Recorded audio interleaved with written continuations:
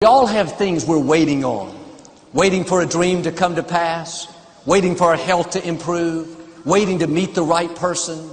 We know God put the promise in our heart, but we wonder why it's taking so long. But the Scripture talks about how there is an appointed time for the promise to be fulfilled.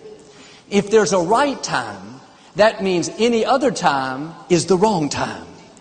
If you don't understand that God will always be right on time, then the delays, the detours, the waiting periods will cause you to be frustrated.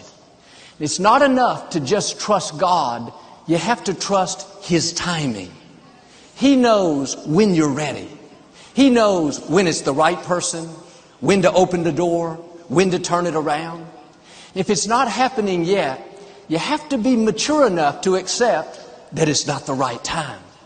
Instead of living upset, why don't you do like David and say, God, my times are in your hands. You know when to bless me, when to promote me, when to deliver me. God, I trust your timing. And what you're believing for may be taking longer than you thought. You're not making progress, not seeing a dream come to pass, but God knows what He's doing. Don't try to force things to happen.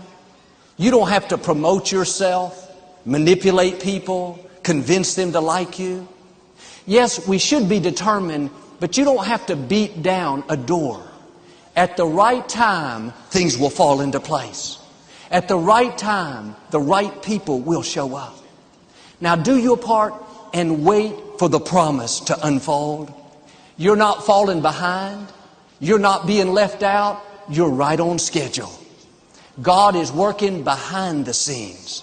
You may not be able to see it, but He's lining up the right people. He's arranging the right breaks. He's ordering your steps. Be patient and you'll see His plan unfold. When our son Jonathan was 10 years old, I didn't give him the car keys. Say, Jonathan, go take a drive. I want you to have everything I have stored up for you. I didn't let him have the car. Not because I wanted to keep something good from him, push him down, make his life miserable. I didn't do it because I loved him.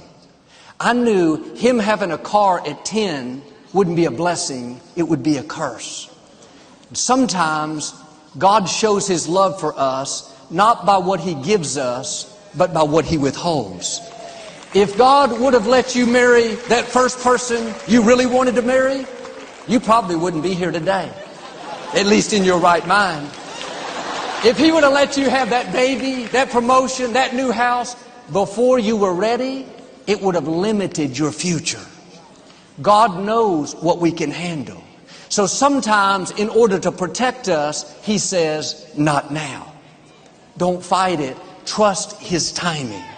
No doesn't mean never. It means it's not the right time. Jonathan has a car now. He just had to grow up. It's all a part of the process.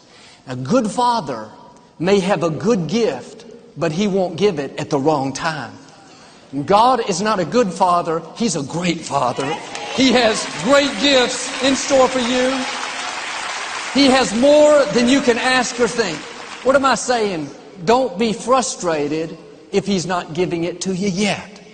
Keep growing. Keep being good to people. Keep passing the test. God can see the big picture. He knows what you're going to need. You may think you're ready, but you can't see how high God is going to take you, how much influence and resources He's going to entrust you with.